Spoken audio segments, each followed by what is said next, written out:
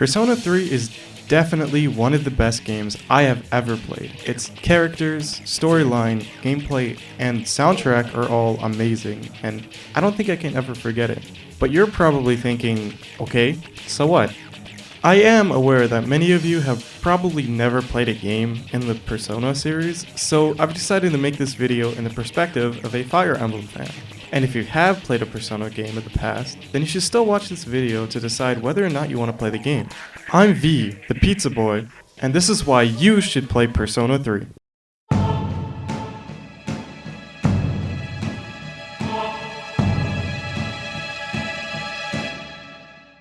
So, I think it's appropriate to discuss the premise of Persona 3. Now, you play as a high school junior who just transferred to the fictional city of Iwatodai, located in Japan, to attend Gekkoken High School.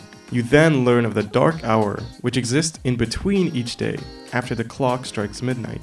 During this time, normal people either, quote, transmogrify into strange coffins until the hour ends, or are set free during the mysterious 25th hour.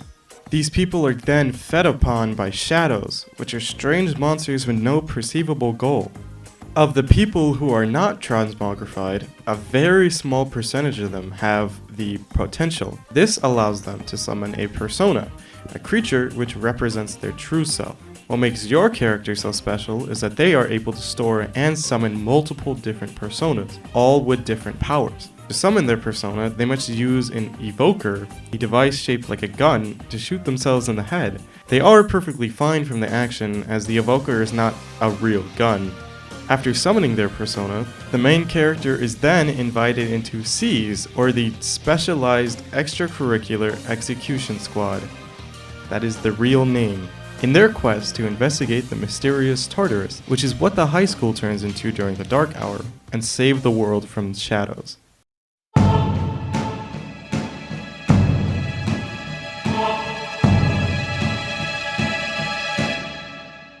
Now, one of the main focuses of the game is the social link system. During the day, you must attend school. You have a couple of different options after school, which will open up after a little while of playing the game. You can choose to spend time with some of your classmates, which is where the social link system plays in.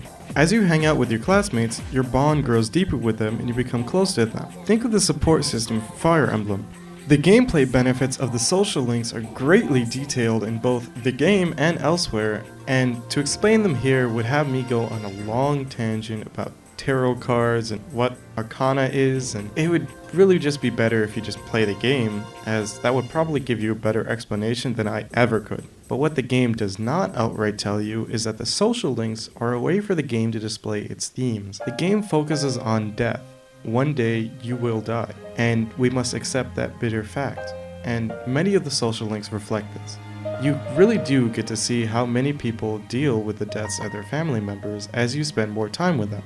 To provide an example, I will spoil the entirety of the old couple social link, so if you don't want any spoilers at all, go to this timestamp to skip it.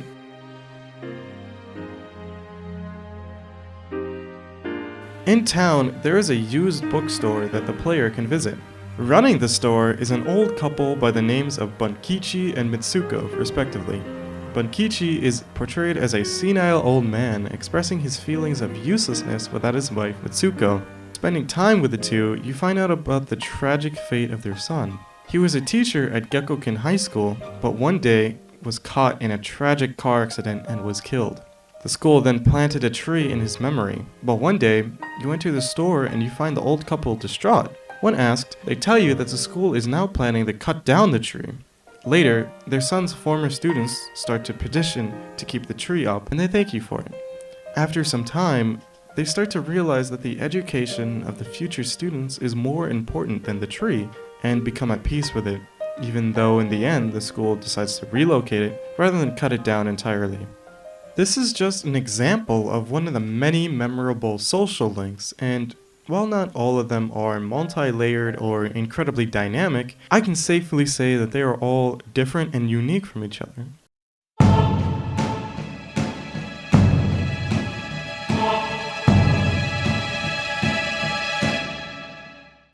The gameplay, while difficult, can feel very rewarding most of the time.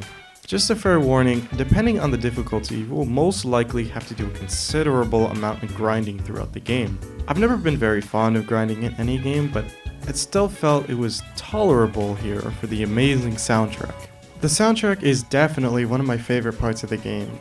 It seems to take inspiration from hip-hop, funk, and pop music. I didn't know if I would like it when I first started playing, but after dozens of hours, I can safely say that it's pretty amazing. I mean, there's this song where there's just randomly some French woman just talking, and for some reason it's one of my favorite tracks in the entire game. La vérité finit toujours par se découvrir. À chaque jour suffit sa peine, chacun trouve chaussure à son pied. Le temps blanchit les têtes sans nourrir la raison.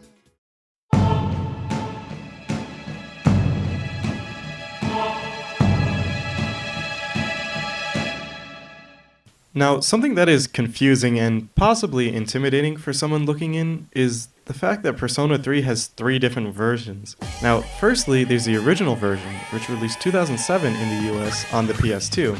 I've actually never heard anyone recommending this version, and that's not because it's bad or anything, it's just that it's considered outdated when compared to the other 2 versions released.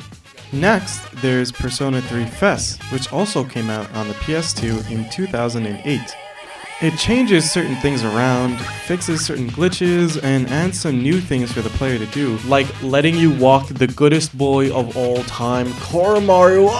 But many still play this version for the post-game content, The Answer. This takes place after the end of the game, and apparently it's also really difficult when compared to the base game, and the writing isn't as strong either. I don't want to get into spoilers, but some of the characters have been changed for the worst. And finally, there's Persona 3 Portable. This was released in 2010 for the PSP. It takes out The Answer, and instead of moving around in a traditionally 3D environment, it plays more like a combination of a point-and-click adventure game and a visual novel. Tartarus is still in 3D, however. And battles are also very much similar to Persona 4, with the option to manually control your party members. There is a way to enable this option in FES, but I'll talk about that later. Biggest pro of the game is the addition of a female character path.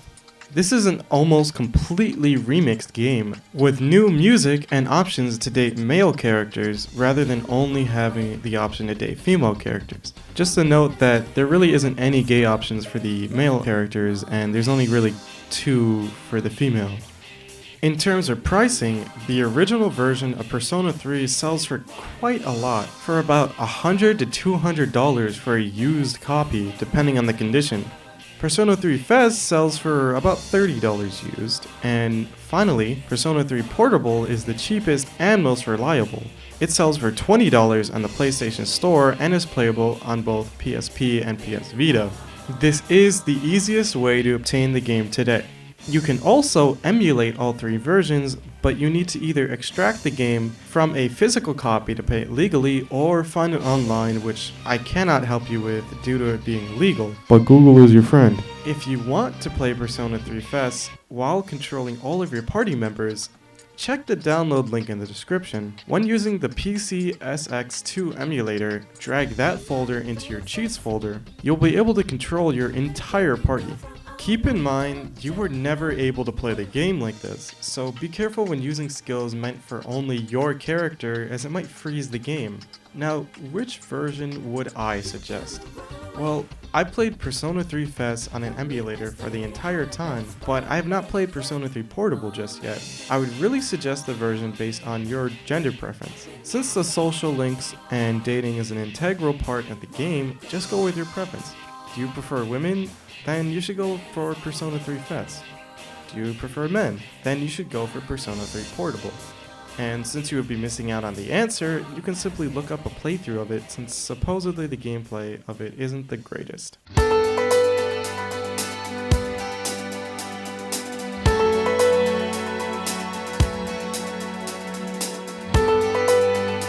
Despite the numerous problems of the game and the fact that both Persona 4 and 5 did what 3 did much better, it's still one of my favorite games I've ever played, and I really do hope you decide to sit down and play the game. Thank you so much for watching. Please leave a like and subscribe.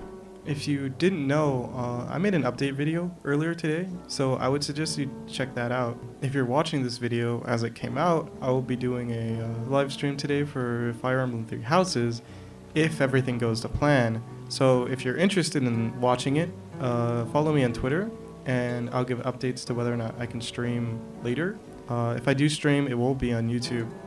Next time on my channel, there should be a review of Fire Emblem Three Houses up. Thank you so much for watching, and please subscribe.